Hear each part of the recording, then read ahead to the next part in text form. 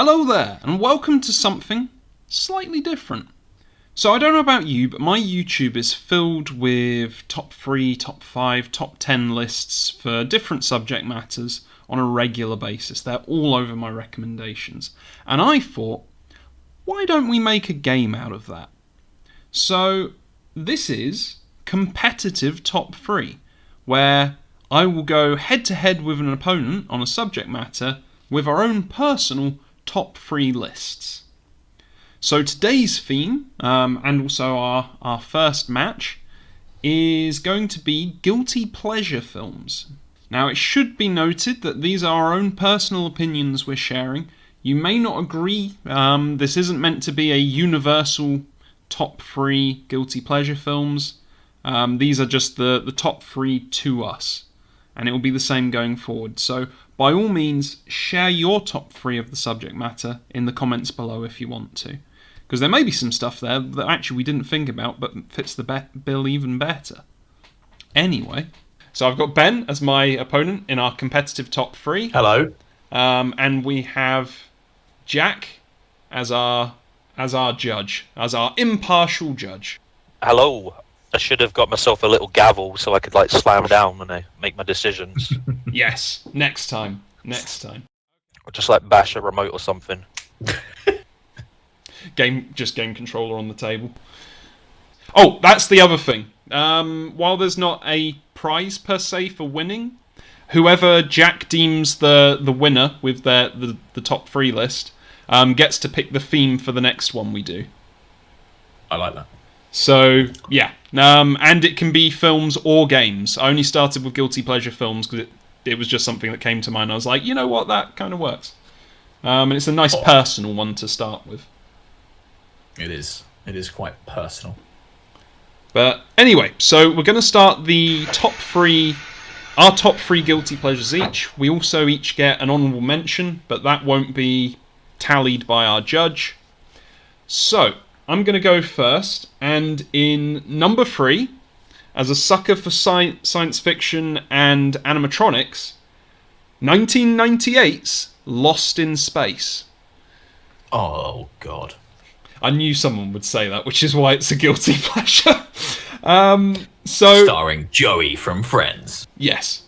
I think he gets way too much stick for his appearance in Lost in Space. There is a really cool moment in the film, and it's just after the space spiders have appeared. They've locked the door behind them. Everyone else has run the other way, and he turns around. He kind of unwraps this bag, and he gets his pistol out, and he starts attaching all the stuff to it. And it is cheesy as hell, but at the same time, as a kid watching that, because I got it on a video cassette. This is how long ago it was, from my aunt, and I loved it. I think I can understand why people don't like it. I mean, especially you've got, I'm sure it's William Hurt, because I almost thought... It is William Hurt. It is William Hurt. Yeah. So, you've got William Hurt, and I know a lot of people say his acting is very wooden, but I kind of think it works. What I mean is, he is the father of the family. He's meant to be a bit more stoic, so it kind of works. And he does have some good moments that come off well. I love the bit near the end of the film. By the way, there will be spoilers for the film. It's from 1998. If you haven't watched it yet, then you clearly didn't care enough to watch it. I'm taking the Martin Freeman stance on spoilers. If it's been out for longer than 10 years, then it's your own fault. So That's fair. So, yeah, there's a bit towards the end of the film where he saves the future version of Will Robinson. And it's kind of but you could have taken the MacGuffin for the ship and left. And it's I couldn't, you're my son. It's a lovely moment. I think the film, he does a good job. I think a lot of the actors do. I mean, let's not forget as well that this is a film that has Gary Oldman. You've got Gary Oldman as the or the kind of villain of the piece, playing the cowardly Dr. Smith. And Gary Oldman is a fantastic actor. We've all seen probably a bundle of films he's been in where he's just brilliant. And as Dr. Smith, he's just as brilliant because he is that one-dimensional cowardly villain, sent there to sabotage the ship. It works. So yeah, I think the cast is good. and I think it's solid performances by everyone. But the other thing I love about the film is the animatronic for the robot. Because this is 1998. CGI was in its infancy, pretty much. It was starting to take off in major ways. I mean, I think this was a year before The Phantom Menace. Sounds about right. So, yeah. There is a lot of CGI in the film. It is a lot of early days CGI in the film. But at the same time, they use animatronics and prosthetics where they can. And I'm a sucker for animatronic. Yeah, I love the animatronic for the robot. I love the way the robot's acted. I love the storyline behind it. And then going to the sci-fi element, I love the way they handle time travel in the story. I think it's a really neat, if not confusing, concept of having time radiating out from the planet in bubbles. So I do not remember that. So what the plot of the film is, they kind of do their random jump from the sun, and they end up in a universe, and then they go through one of these bubbles, and there's a space station there. And the idea is that the space station was sent far later than when they went missing. And it kind of tracked them to that location. So they land on the station, you've got the spiders, they go down to the planet, and there's another time skip. And this is why the planet ends up breaking up by the end of the film, because the planet's basically running through an accelerated version of its life cycle. And it's why the environment keeps shifting. So it's interesting. I do not remember that. I was going to say, I think you could quite easily miss it, because it all links back to Will Robinson's time travel project from school at the start of the film. Because that's kind of the big central element, is that the older Will Robinson has refined it, and he's made a time travel device that could send someone through time. And of course, the future version of Dr. Smith, who's mutated into a giant monster Spider-Man, wants to use that to go back to Earth before they left and take over the Earth with his baby spiders that are inside him. And you realise how weird that is when you say it. It's complete nonsense. It is, which is why it's a guilty pleasure film, because it's one of those things you don't want to think about it too much, but you can sit back, and if you just want to relax or have something on in the background, it's just a fun film, and you can look up occasionally and enjoy it. So that's why I rate it as number 3 on my list. I don't know if anybody else wants to say anything on Lost in Space, but that's my 10 cents on it. I can destroy your entire argument on Lost in Space in probably a handful of words. I know you mentioned that kind of the animatronics and the CGI were pretty good for 1998, but there was a film that came out in 1993 that makes Lost in Space look like the worst thing ever. I know exactly what you're going to say, because I've been live streaming a game based on the franchise.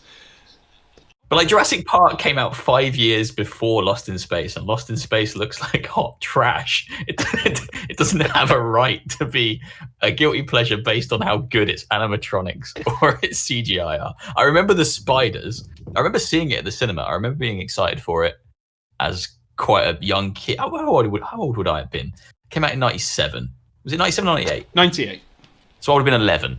So when I saw it at the cinema, and as an 11-year-old, I still looked at it and went, this is pretty bad. You had completely different standards to me. It's a guilty pleasure. I like Lost in Space. It's something I'll happily stick on in the background if I'm maybe sculpting something, or it's something to pass the time. It's a bit of fun. It's a little bit over the top, but yeah. So what's at number 3 for you, Ben? What's your third greatest guilty pleasure film? Saddle up, strap in. My probably a far guiltier pleasure than probably Lost in Space, but I think a far better film is the absolute classic action horror film from 2004, directed by Zack Snyder and written by James Gunn, Dawn of the Dead. Now, so Dawn of the Dead, when I saw it, I remember when it came out. I remember when it hit the cinema, and I wasn't old enough to go and see it. I'm pretty certain I wouldn't have been, or maybe I was. everyone in my class at school went to see that film and were like super hyped about it. And it was kind of one of the first kind of horror films that kind of I was at the right age to kind of be interested in. And everyone else kind of went and saw. How old would I have been? 87, so I would have been 17. So I was a year too young to go and see it at the cinema.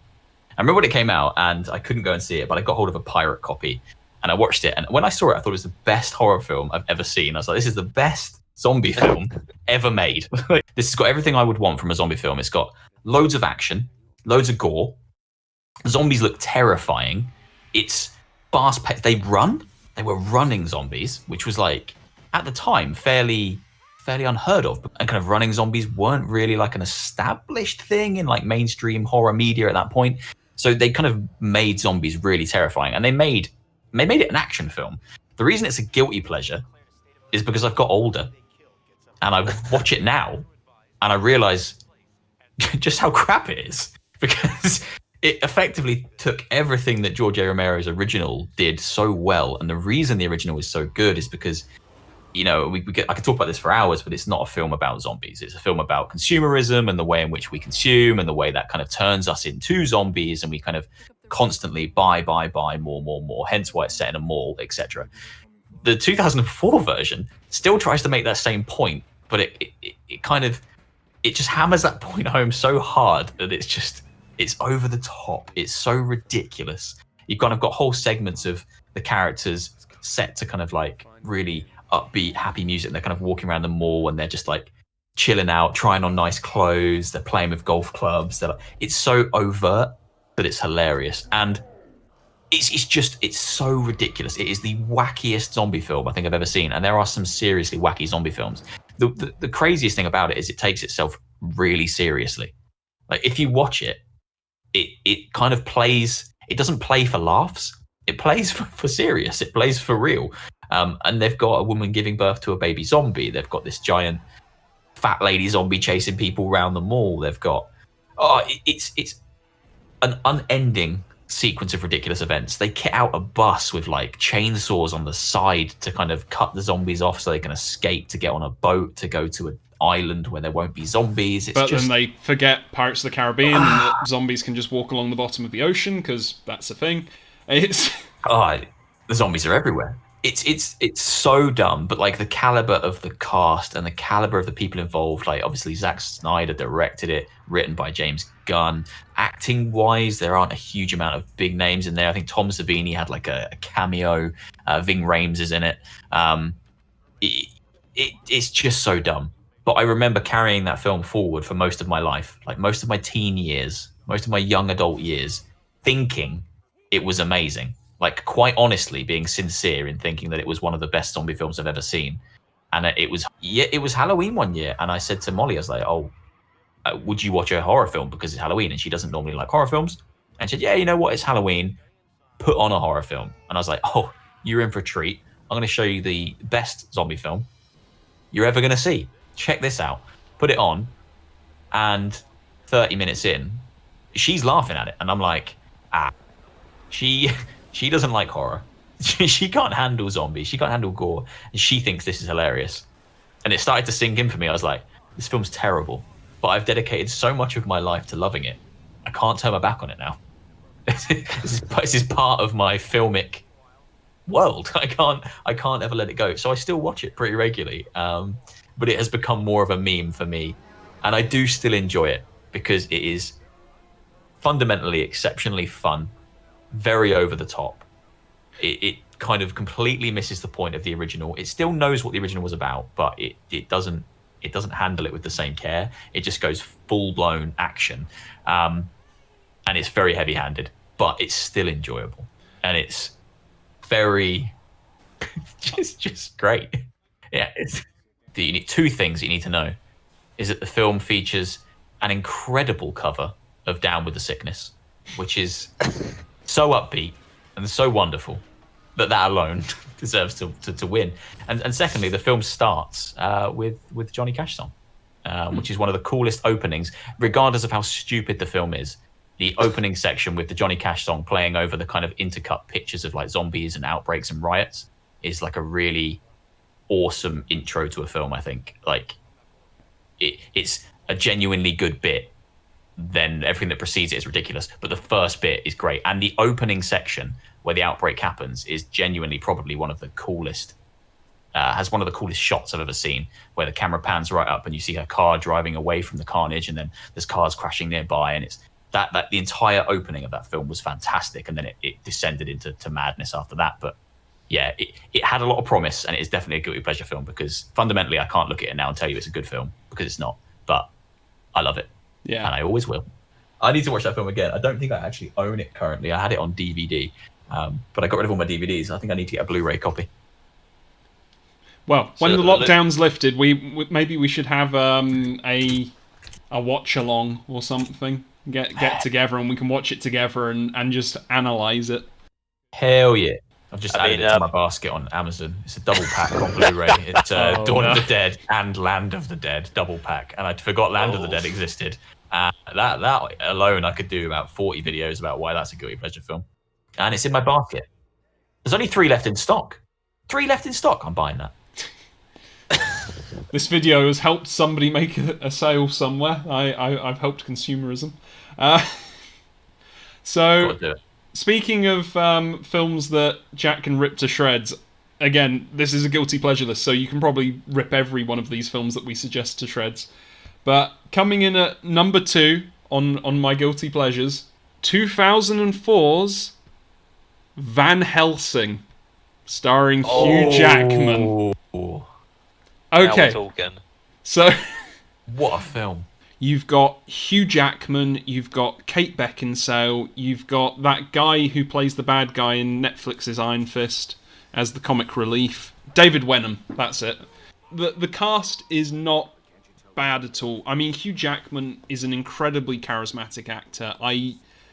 You can probably put him in any role and he'll find a way to pull it off. I mean,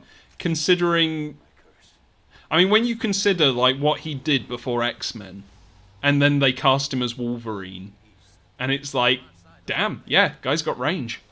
So one of the other things I like, the way it opens with Frankenstein's monster, and they actually open it in black and white, like the old Universal Studios films, and then it shifts to colour. But I vaguely remember that. Yeah, I do vaguely remember that. And that's a neat touch. I like some of the elements. Like, they have a ballroom scene at one point and it's like Dracula's kidnapped Kate Beckinsale. And you've got, like, the massive mirrors along the walls, and they show nothing. And it's the idea that every person dancing in that ballroom is a vampire. But I love the depiction of Frankenstein's monster. I think it ruined me, actually, for seeing things with Frankenstein's monster in future, because I loved the version of him in this where it's like he just wants to be. He wants to live, be left alone, do his own thing. He's a much nicer character because you feel for him in the film. You feel sorry for him because he's getting roped into all of this, and he just wants to be left alone. And it's like every other depiction of Frankenstein's monster in media that I can think of. I can't really think of many where they play him off as the good guy. I suppose I'm just a sucker for that kind of like social outsider character who just wants to get along. That probably raises more questions. But is it that I see parallels of myself and Frankenstein's monster in Van Helsing? Maybe. I don't know. Yeah, it's a guilty pleasure. It's not a good film in a lot of respects, but I can still watch it and enjoy it. It's something, yeah, you need to be able to switch off your mind for this. Even thinking about it now, it's a guilty pleasure. I will stick it on in the background and I will enjoy it. But yeah, I ultimately respect the fact that it is a bad film, much like you do with Dawn of the Dead. It's something that, yeah, there's not many saving graces. I remember walking out of that film. I remember seeing that again. I've got quite a good memory. I remember seeing that film in the cinema, and I remember as it started being really excited because the intro, like the first time you see Van Helsing or Hugh Jackman fighting against Jekyll and Hyde in Paris. Yeah, it's Jekyll and Hyde. And they're fighting in that kind of cathedral. And that as an intro was pretty good. The CGI was shit. Yeah. It started okay. Like that first bit, that kind of fight scene was all right. I remember being like, okay, if I get more of that, if I get more of Hugh Jackman fighting big ugly monsters, for the next kind of hour and a half. That's fine. And it just fell to pieces. It became so boring and uninteresting. Van Helsing is the reason that Hugh Jackman was like mocked for so long as like a bad actor. Like he's had to do so many things to kind of redeem himself, I think. But he did Like, X-Men before that. Could you call him bad after X-Men? But Hugh Jackman at that point, that specific point in time, was not the blockbuster star he is today. No, he was picking up roles left, right, and center. He would do pretty much anything. Like he was riding a wave of kind of, I guess he was being offered a lot because he was in X-Men. So people were like, "Whoa, let's give him some roles," and he ended up picking up stuff like Van Helsing, which was, not the best choice in my personal opinion. I see Van Helsing like a kind of James Bond style adventure. You get that opening, which is almost completely unrelated to the story you've got, except to set up some elements of the character as he is at this stage. You literally get the scene where he's getting all his like gear and gadgets from the Vatican, which is an hilarious idea. He goes off on his mission. He gets like the lay of the land, and then he's introduced to his bad guy. But the problem is, it perhaps doesn't mesh so well with a monster action film like Van Helsing is, with the werewolf and Dracula and Frankenstein and all that. It's a very bizarre combination of like film genres. It feels like a very, very of its time movie. Yes. They don't make a huge amount of movies like that anymore. I think like the most recent Tom Cruise Mummy film reminded me a lot of that, which was also garbage. They don't make a huge amount of those kind of weird, overly CGI monster movie romps anymore. Like they were of a very specific period of time when like The Mummy was popular, like the original one with Brendan Fraser, that kind of thing. And I like that film. Yeah. But I think everyone was trying to recreate the magic of The Mummy because it followed a very similar structure and it had kind of loads of different monsters. They were chucking monsters at you kind of constantly because they were just like, check out the CGI, look at this. Wow, there's a werewolf now. Wow, look at this flying creature. Wow. That's almost the sad thing. They could have had Van Helsing and just tackled like a monster of film. It's like, first film, cool, we're dealing with Dracula. Second film, let's deal with the werewolf. Third film, we'll do something. You could have had all these classic monsters linked with Van Helsing, on his like holy crusade or whatever. But the bad thing about that would have been we would have had 3 Van Helsing films. Which I'm sad we only got 2. Sad we only got 2. We got 2? There is an animated prequel to Van Helsing starring Hugh Jackman, so it counts. You got me excited for another ridiculous guilty pleasure romp then, and you've broken my heart immediately. I have to just go back on the comparison to the Tom Cruise Mummy film. No. Completely and utterly wrong, because say what you want to say about Van Helsing, but at least Van Helsing is actually a bit of fun. That Mummy movie is the most joyless thing I think I've ever seen in a cinema. But yeah, so Van Helsing, that's my number 2 pick. And what's your number 2 pick, Ben? My number 2 pick for my guilty pleasure favourite films of all time is... It almost was not just one film, but an entire genre of films. But then I thought, that's not fair. So I had to narrow it down to one specific film within that very specific genre.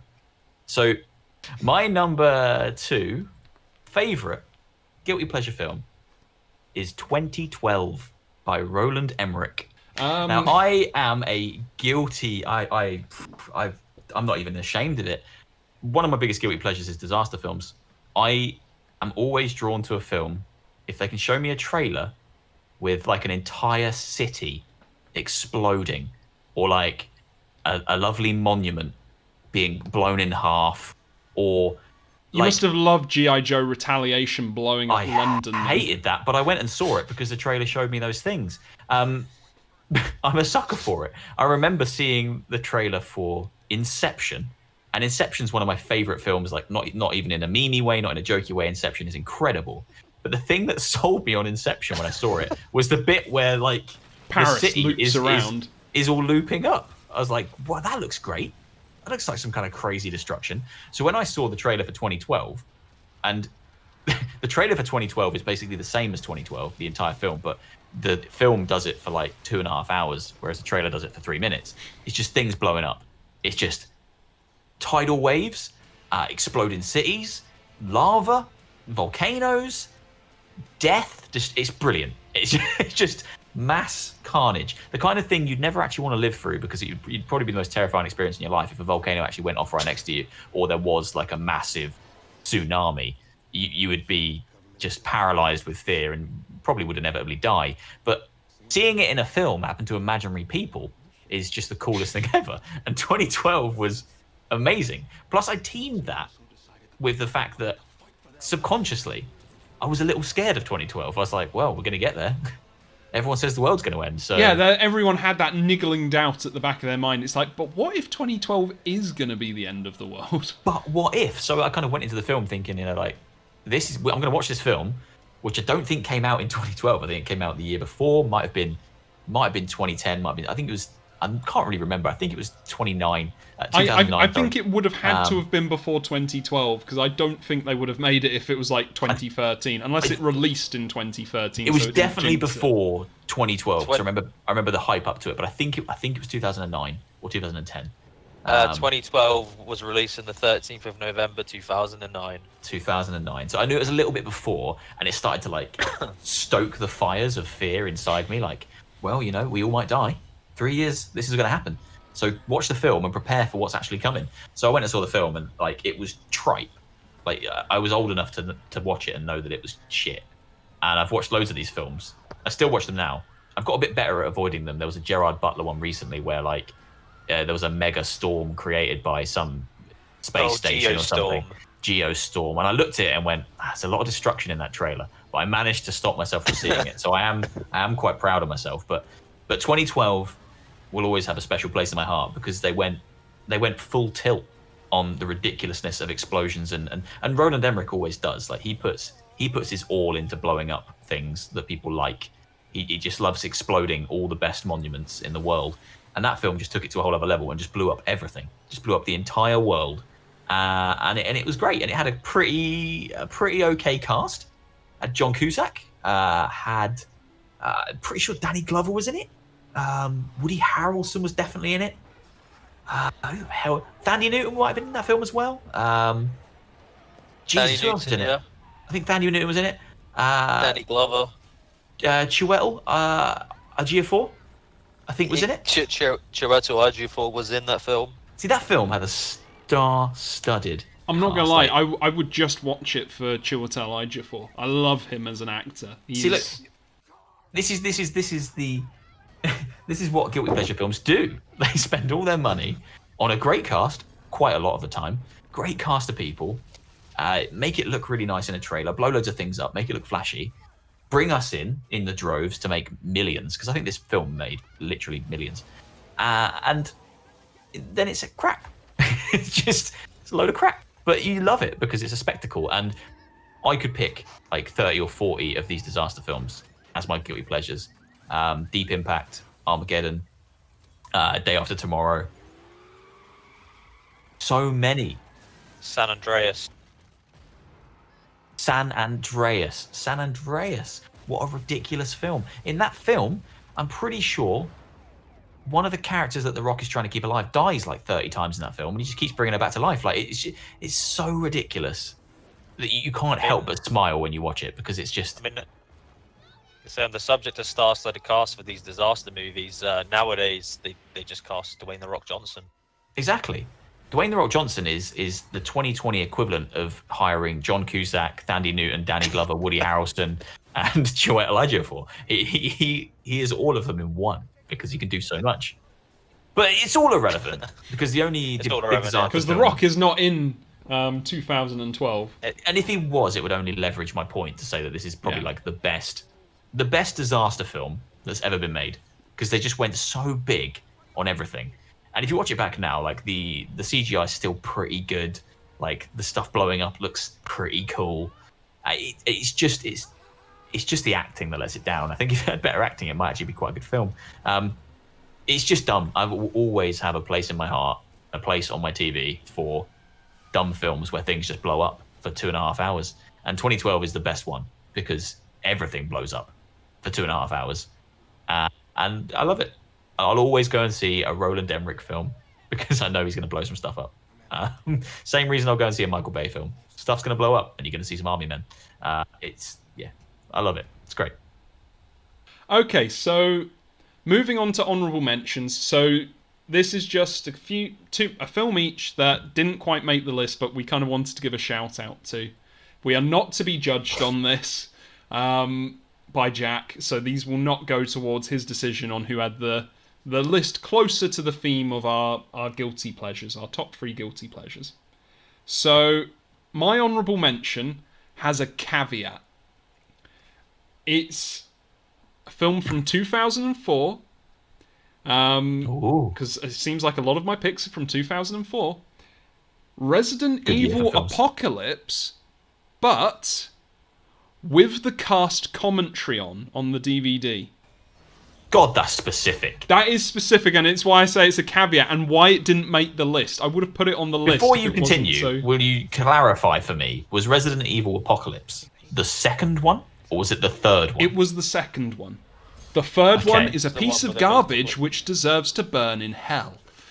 Which is the one with the guy with the 2 gold guns, and he says, "My shit's custom." I think that's the second one. My shit's custom, and he's got like 2 gold guns. Yeah, it's the second one, I'm sure of it. Okay. Paul W.S. Anderson, everybody. Master of dialogue.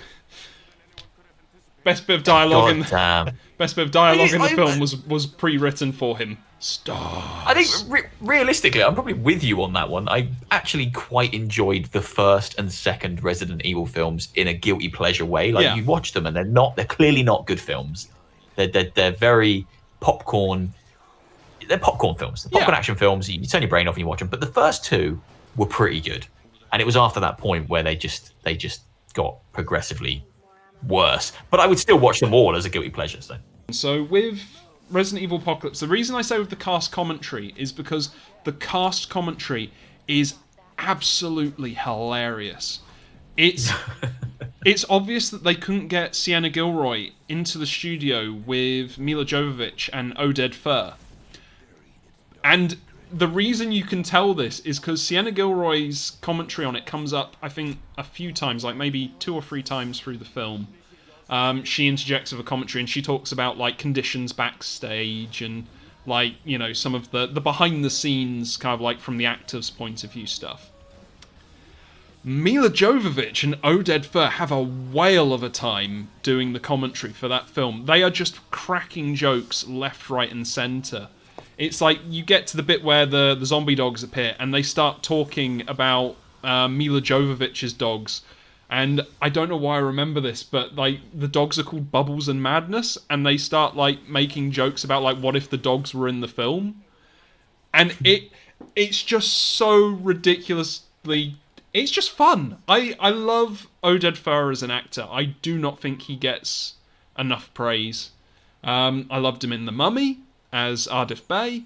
I loved him in Justice League as Dr. Fate. I still think he should have been cast as Doctor Strange in the MCU. But no, I absolutely love that film, the cast commentary.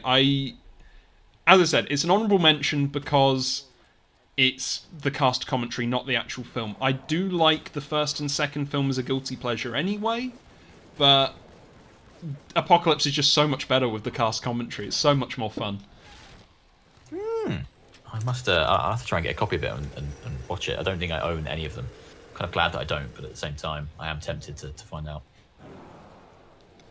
about that. That sounds good. So what about you, Ben? What's your honourable mention for your top 3 guilty pleasures?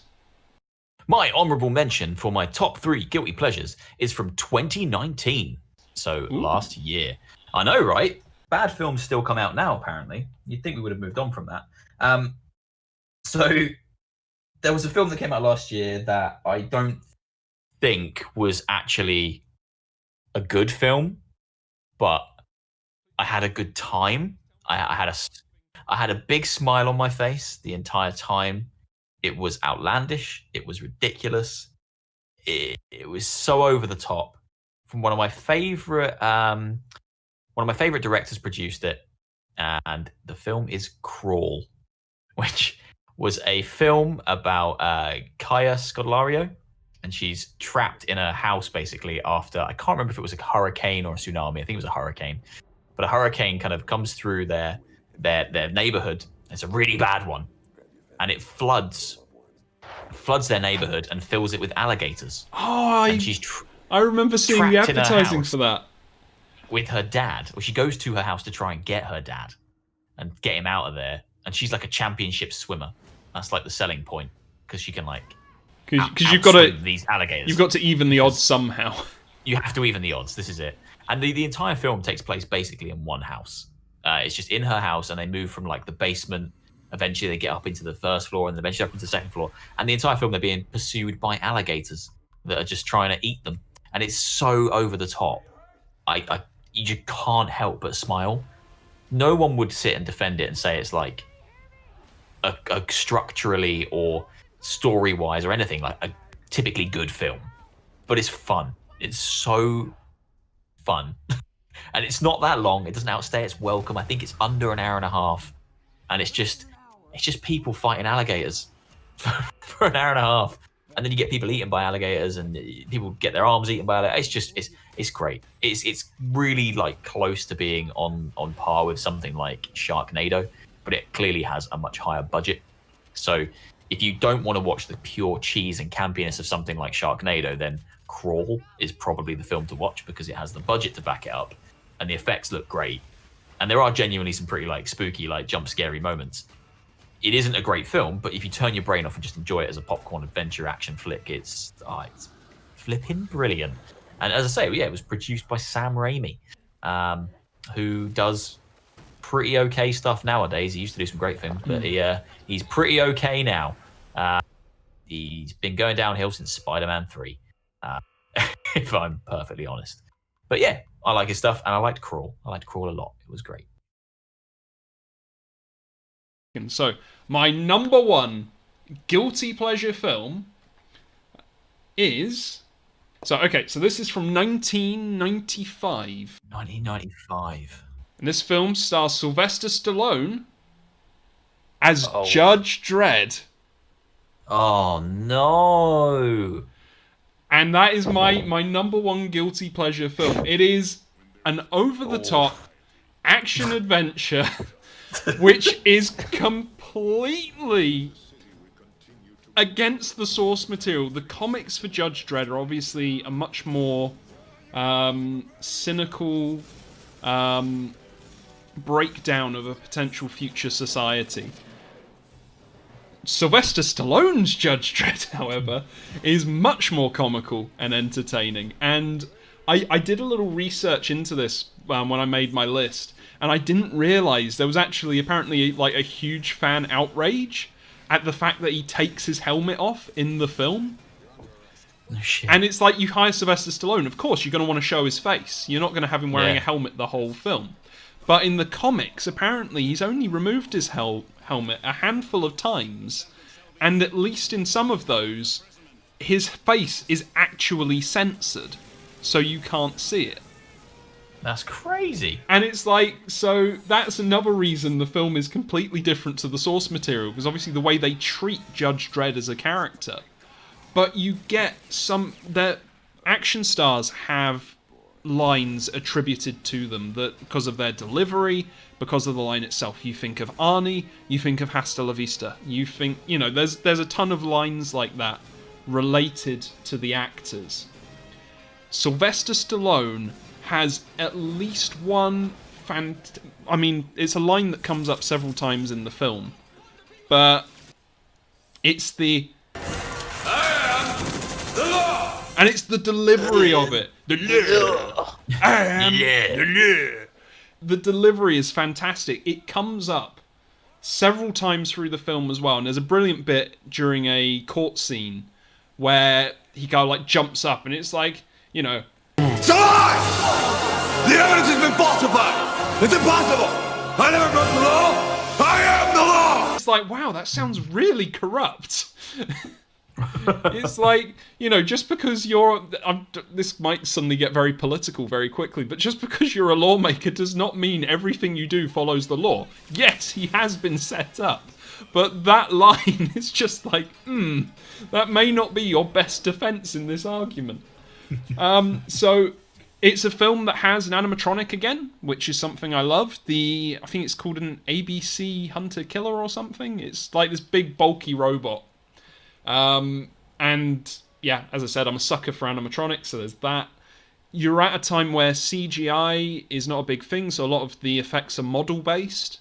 So to be fair, some of the stuff in the city actually looks really good. I mean, don't get me wrong, we're not talking like Blade Runner good, but we're talking it looks far better than, perhaps CGI scenes with flying cars you might see today, or maybe 10 years ago. So no, Judge Dredd starring Sylvester Stallone is probably my top guilty pleasure film. I can stick that on. I can enjoy it. I recognise it is not a good film. It is completely different to the source material. If you want a Judge Dredd film like the source material, you've probably already seen it because you've probably seen Dredd starring Carl Urban.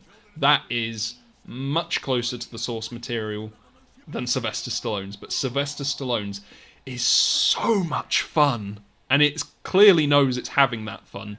I mean, especially with the gun at the start as well, where it's like he's going through all the different modes it does on this room, and he keeps like going from side to side on the door.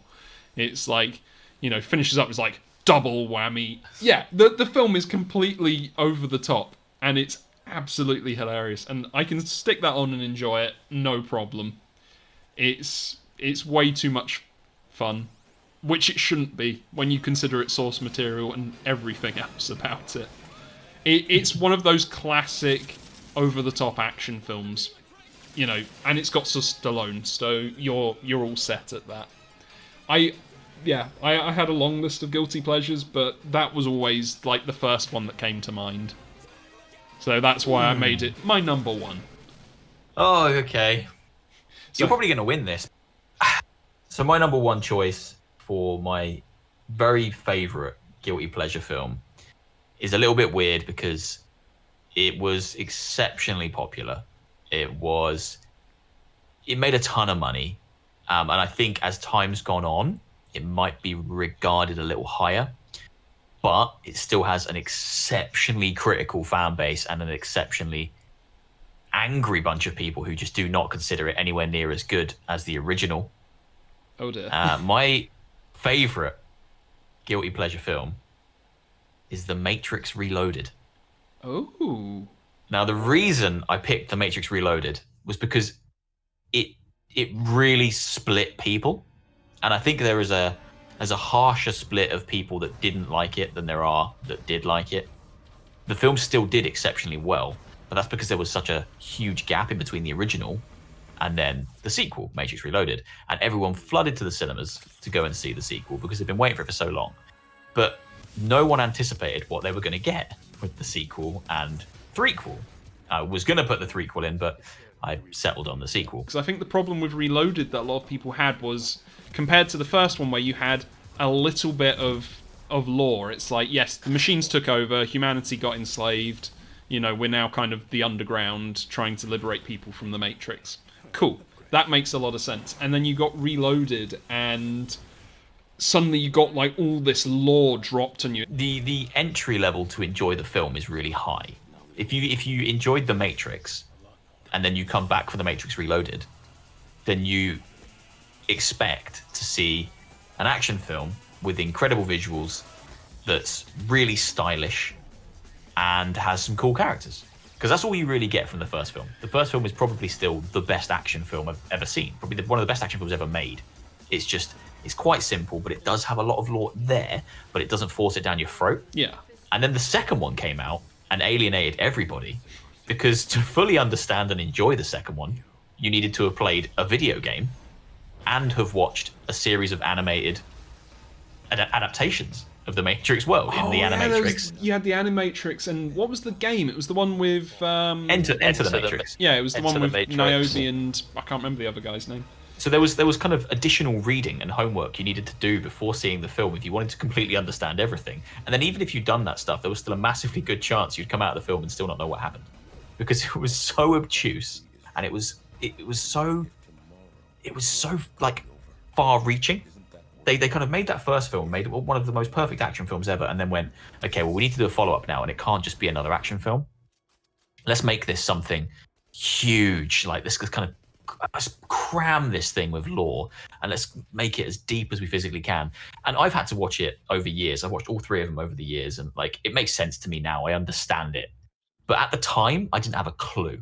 I had no clue what was happening. I just enjoyed the action. I saw, the highway chase was amazing. At its time, the scene in the park where Neo fights all the Agent Smiths was amazing. So much of that film was incredible. And I just remember watching it at the cinema, being really excited, and I came away pretty happy with what I'd seen. But like, everyone around me hated it. Everyone was just like, I hated that. What even was that? And then when the next one came out, that hatred grew even further. So for me, that's heartbreaking. I actually really enjoy the third one. I like them all, and I think I always have. But the thing that makes it a guilty pleasure for me is I was always made to feel like it was a guilty pleasure, because everyone around me always said stuff like, "Oh, I love The Matrix," apart from those sequels. I love The Matrix. I love The Matrix, but I love The Matrix. I hate Reloaded. I hate Revelations. And it's like, it's almost a meme, because that's what people say. And I was always made to feel like I shouldn't enjoy the sequels. But I did enjoy the sequels, and I really enjoyed the Animatrix, and I just enjoyed the whole world of The Matrix. So for me, it's always going to be a guilty pleasure, because I was made to feel guilty almost. I think for liking I'm going to say something, and I think I'm going to be able to put this into context, because did you play Enter the Matrix? I did play Enter the Matrix, yeah. Yeah. So the thing is, you did the homework, but maybe not before. I don't know if you did it before you went to see the film or after, but at the end of the day, you've done the homework and you understand the storyline. I like a film which pulls on a wider universe for its storyline, where it has set up plot elements perhaps in other media, and then can kind of tie it all together in a film. It's risky. It's risky. But it's good if they pull it off. I think it's rewarding, especially if you have done that extra research. I mean, I'm a big fan of like the Halo books. So I love it when you get a reference to the books in the games. I give huge props to any franchise that has an expanded universe and they keep it.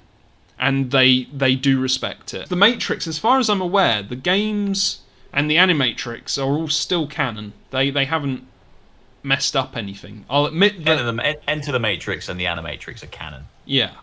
And that's what I mean. Yeah. I have a huge amount of respect for them. I think I still have a copy of Enter the Matrix on Xbox.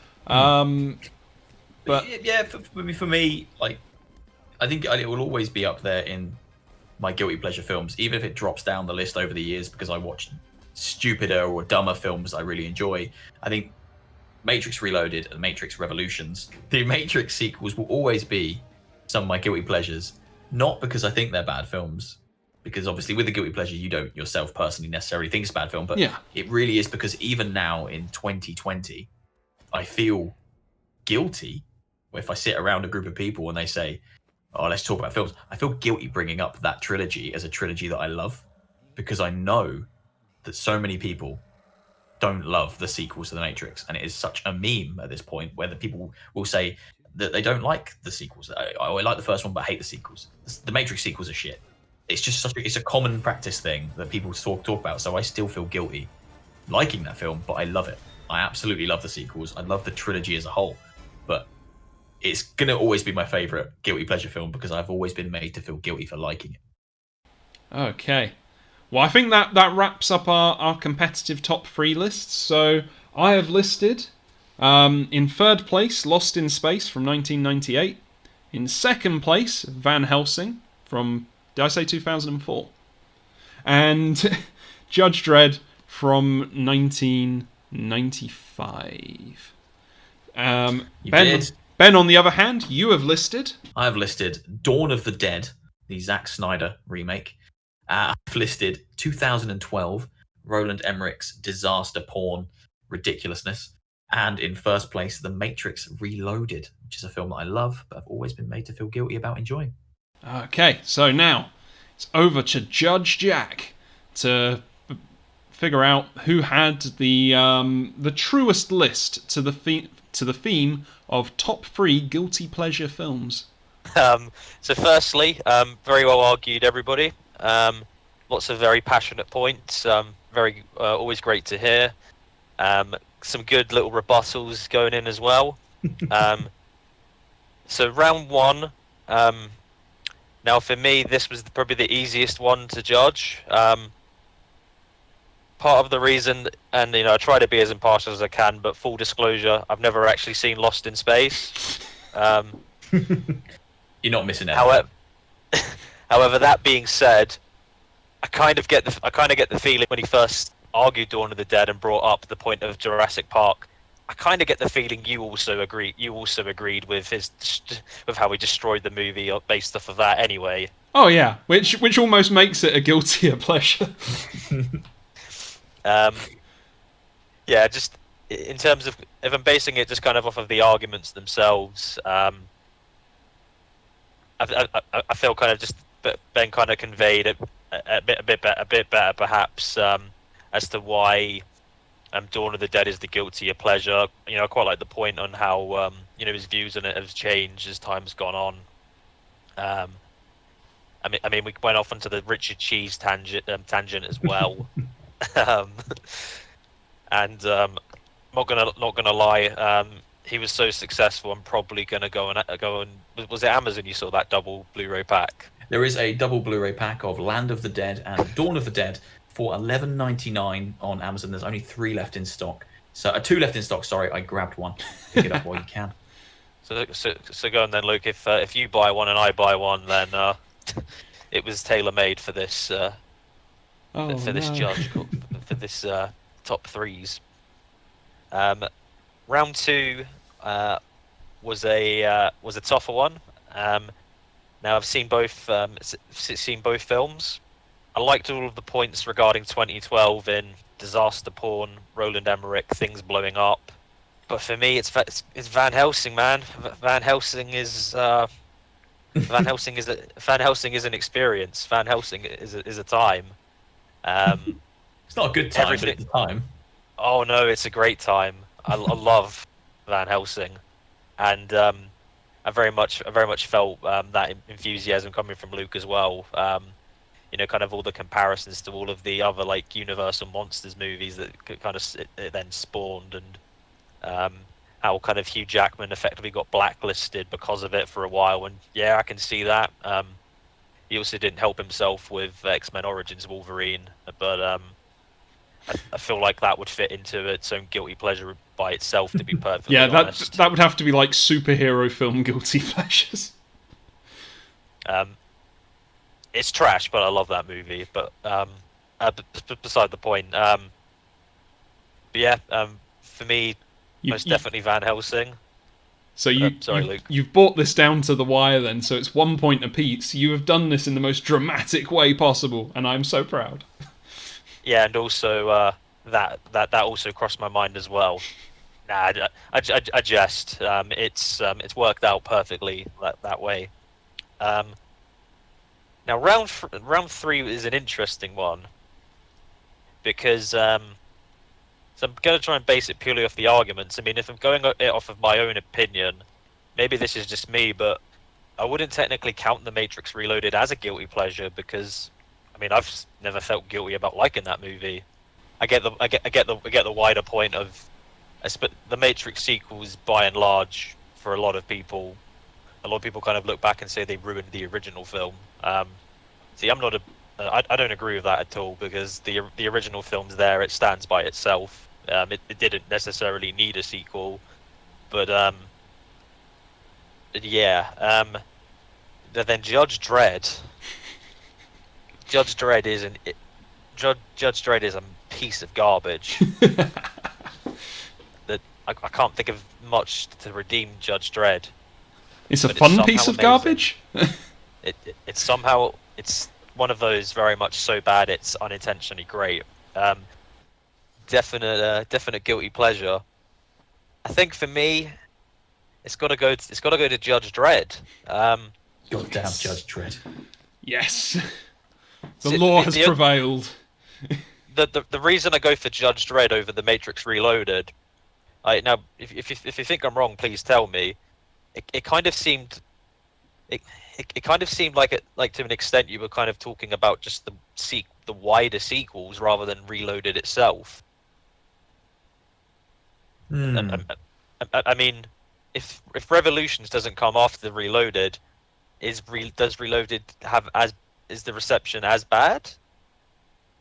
That's actually an interesting point. It's an interesting point, yeah. Anyway, okay, so we've had the results.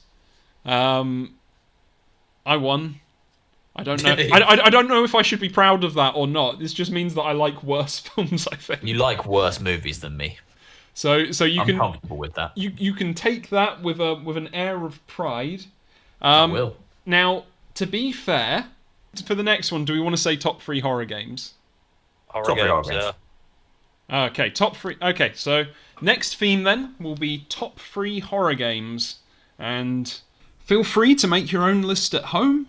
Ben and I shall go away and try and figure out what our top 3 horror games are. And until next time, have a good time.